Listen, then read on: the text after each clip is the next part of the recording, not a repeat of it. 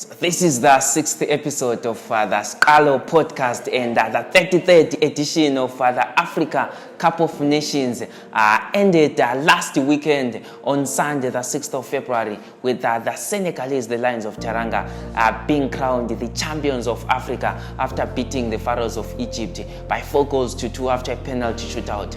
Joining me is Grazo Ndebele. We saw Senegal being led by Sadio Mane clinching the Africa Cup of Nations.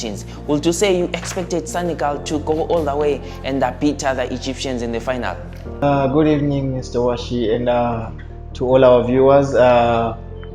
This has been such a good tournament for the continent and for the world as a whole.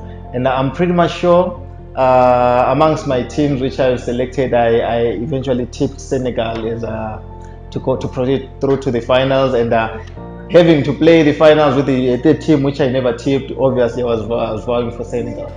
Obviously, Senegal. Many people are saying that we saw that Senegal beat the tournament's favorites, that is the Zimbabwean Warriors, in the first match that they will go all the way and lift the big one. So, Grazo, today we are talking numbers, Afcon in numbers. We saw a total of 100 goals being scored in this edition of the Afcon, 2 goals shy of the 2019 edition. So this time around, a few goals being scored, but we saw the top goal scorer, that is Vincent Aboubakar of Cameroon, scoring 8 goals, whilst in the 2019 edition we saw Eden Igalo of Nigeria scoring 5 goals. So just a difference, a 2-goal difference in terms of numbers from the 2019 edition and the 2021 edition. The last edition having producing 2 goals more than this one.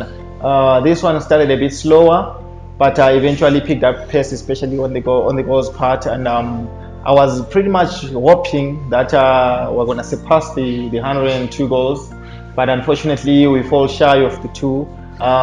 But I think it's a good sign, especially for the forwards having to score all those goals, having the top goal scorer scoring about 8 goals. You know, I think we are slowly but surely progressing and having producing quality forwards. Indeed. So Vincent Aboubakar winning the top goal scorer award, the Golden Boot, with 8 goals, followed by Ekambi of Cameroon also with 5 goals. Then we also saw Kapatino Mango of Malawi scoring 3 goals. Then in terms of the red cards, Grazo, we saw a total of 14 red cards in this tournament. So many red cards, and we also saw the VAR also coming into play in influencing most of these decisions, Grazo. I'm pretty much sure 14 red cards really tells a lot of a story. African soccer being signaled as the physical game, I think it doesn't do us any justice like having 14 red cards. Sorry. It simply adds value to what has been said about African soccer being physical, and I think some of the red cards they were unfairly given, and especially I will stick to the incompetence of the referees failing to overturn the VAR decisions. So I think our officiating really needs to be looked on, because basically it is the one which has made that tally to rise. Indeed, so a tournament full of controversy as well. So Cape Verde having 2 red cards, being one of the teams that had many red cards. Then you also saw a total of 189 yellow cards. Then Burkina Faso leading the pack there with 16. The Burkinabe not being disciplined, Grazo. I think it really showed, especially with the Stamen Traore, the way he handled it, even on during the first game.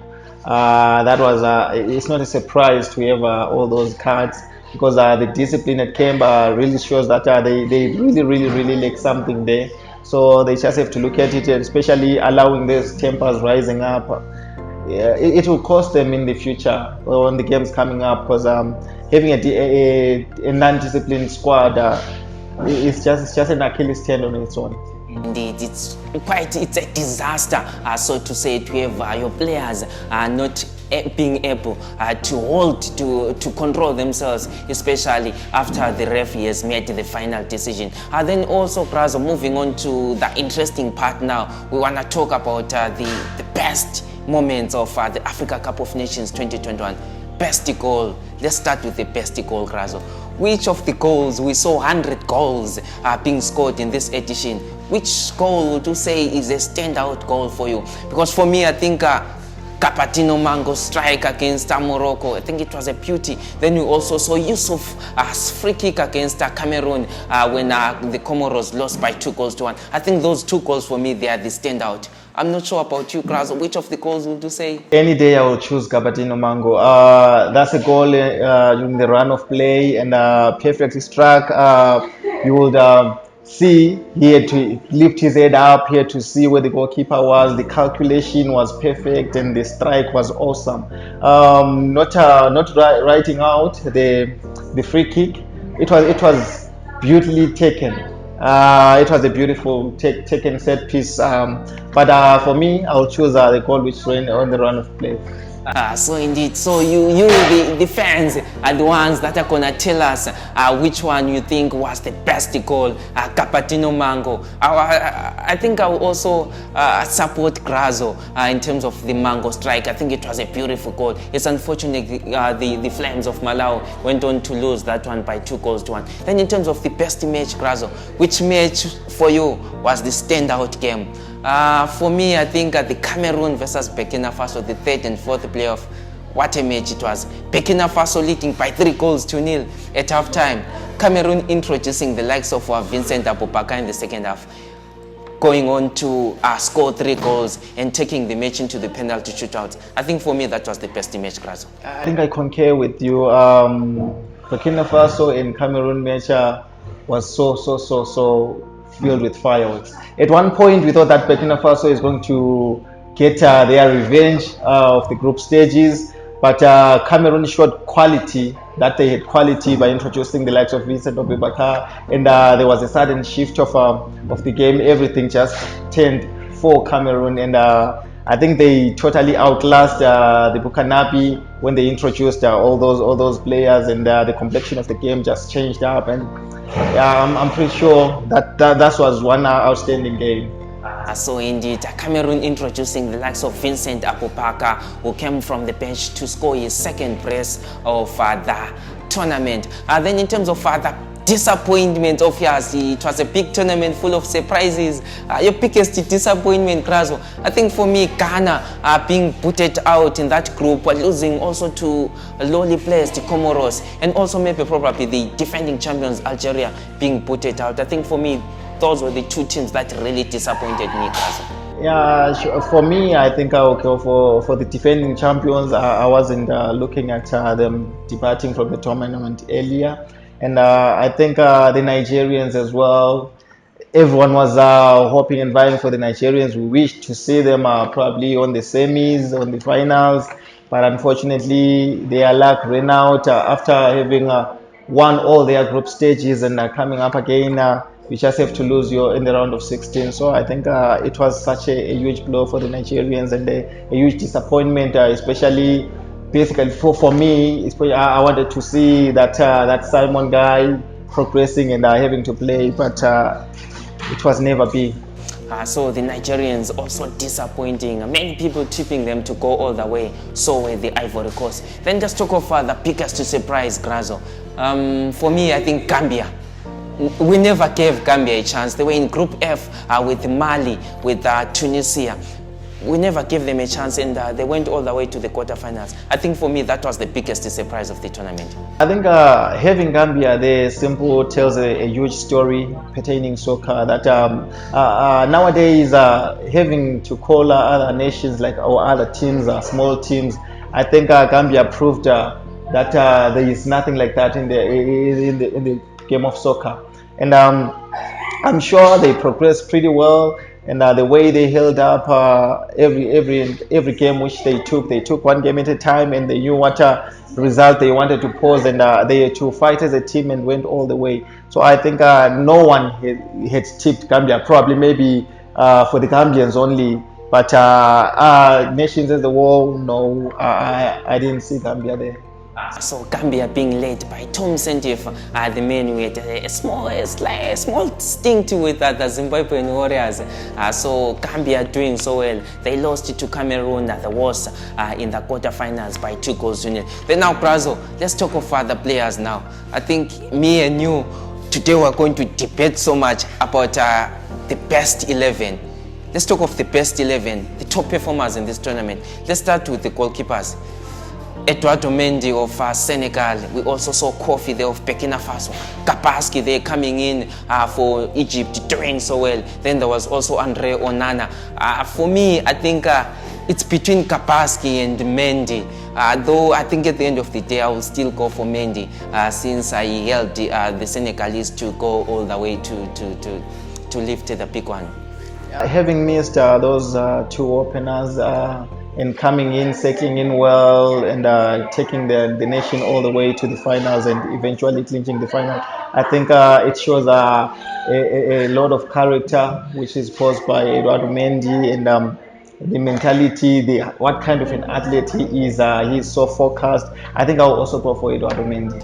So Eduardo Mendy getting the nod ahead of Kapaski, ahead of Andre Onana, ahead of Kofi. Then just talk of the defense, Grazo. Maybe I give you the platform in terms of your defense. Which of the players will to say performed so well that they will fit into your best 11 of the tournament, Grazo? I think for my back line, I'll go for the 4 defenders. I'll think on my right, I have Issa Kabore, the Burkinabe player. I think he's such an awesome youngster, full of energy. In as much as there is the likes of experienced Hakimi, but for me, I think I'll take Issa Kabore. And as my centre back, I'll fight for Koulibaly. I think for experience-wise and the way he could manages the back line and the command, I think Koulibaly for me will do.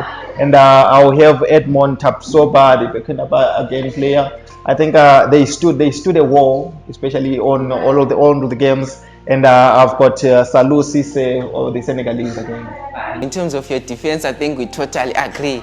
Issa Kabore, what a player he is, 22 years of age, finishing the tournament with 3 assists. Obviously, Koulibaly playing for Napoli. Then Tapsoba, they helping the Burkinabe to finish 4th. Then Sqalo Cisse helping the Senegalese to lift the Africa Cup of Nations for the first time. Then just going to the midfield, I'm sure there is a lot of debate. There were a lot of players that played so well. The likes of Andre Anguissa of Cameroon, the likes of El Nini, the likes of Gueye. So which of the players for you, Grazo, did justice that they deserve to be in the tournament's best 11 in terms of the midfield? Coming to the midfield, I had to look at all the games which were played. The unfortunate part is that some of the teams, they never managed to progress to the semis or the finals. But for me, I've got Idrissa Gueye is one of the 3. I'll opt for the 3 midfielders. So I've got Idrissa Gueye, I've got Pierre Koundé, the Cameroonian, and I'll have the Guinean Naby Keita. So Naby Keita getting into the tournament's best 11, even though Guinea were put it out in the last round of 16. So Grazo, moving on into the front line, the strike force, obviously Sadio Mane being named the man of the tournament. I'm sure he surely should be there. So was Vincent Abubakar. Which of the other players would you say for you they fit into that best 11 for you in terms of the forwards? For my forwards, I'm sure I'll agree with a lot of people. I'll have Vincent Abubakar as my central, and I'll have on my left, I'll have Sadio Mane, and I'll have the man. I'll have the man Mohamed Salah on my right. I think that's how I'm going to line up.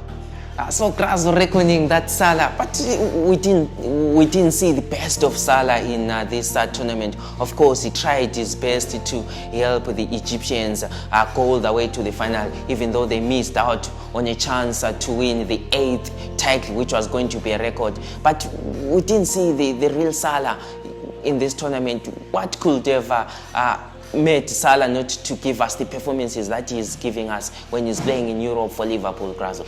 What I could say is it's easy for us Africans to do a man marking, and coming into such a tournament with huge names, you easily subtracting your name. And I think for me he played a pivotal role, especially in that Egyptian national team. Having him on the pitch, that means that you are having two defenders on him. Especially you could see against the Senegalese, you have Koulibaly was always on him, and two players were always on him. So I think that on its own plays a major and vital role in the game of play. So the difference now is the other 10 players who is going to step up. So I think having him there unsettles the entire back line. So for me, that's why I'll vie for him. But he did show up, especially when going to the semis, when going to the quarterfinals. I think he was getting his feedback. So Mo Salah, the Liverpool man, finishing the tournament with 2 goals, scoring a goal against Sudan, and scoring another one against Morocco in the quarterfinals. So Grazo, what are some of the lessons that we'll say that we probably learned during this 33rd edition, going into the next edition that should be hosted by the Cote d'Ivoire? What are some of the lessons that we learned besides the fact that we saw 8 people losing their lives at the Olembe Stadium when the was played at the Comoros? That being the worst part of the moment which happened in Yaoundé, and I'm sure, especially on the officiating, if we could at least raise a bar, especially on our referees, we will have a great tournament. But if our referees, the SPA remain the same, and we fail even to use that video assistant referee, I don't see us going to the standard of the Europeans. Now, in as much as they also have their mistakes which they do, especially when it comes to the VAR, but I'm pretty much sure there is this one referee who overturned the VAR decision. So if we could have such characters both here in Africa and there in Europe, I think we'll see a lot of positives from this VAR. Then just in short, Grazo, the VAR being used for the first time in the Afcon, would you say you want to see it being used further in the tournaments that are coming in Africa? I'm sure it's a lesson learned, especially for the coming officials. And they just say if they address it pretty well, I'm sure it's going to pose a positive, because we've seen one of the officials posing a positive with the VAR, and though some of the officials they just took it as, but like I said earlier on, the video assistant referee, you are the one who holds the sole decision. So if you decide that this is not, you just have to blow. So I think it's all about us producing quality officials. So indeed, wait to see whether the Confederations of African Football is going to continue using the VAR in the upcoming tournament. So that was Grazo Ndebele. Grazo is the coach for Las Palmas Academy, one of the best academies in Bulawayo, doing so well, giving the opportunity to young players to showcase what they're made of. So just to go through, the Senegalese were crowned the champions for the first time after having lost in 2 finals, being led by Sadio Mane. Then with the Egyptians, the Pharaohs of Egypt finishing second. Then the also Cameroon, they finished third. Then the Burkina Faso finishing fourth in that tournament. 100 goals were scored. Vincent Abubakar being crowned the getting the golden boot, being the top goal scorer with 8 goals. Then we saw as the Zimbabwean Warriors getting 3 points, but being booted out in the first round. So many people applauding the Warriors for holding the Senegalese, but the Warriors failing to qualify in a group that everyone thought that the Warriors will do well. So this has been the 6th episode of the Sqalo podcast.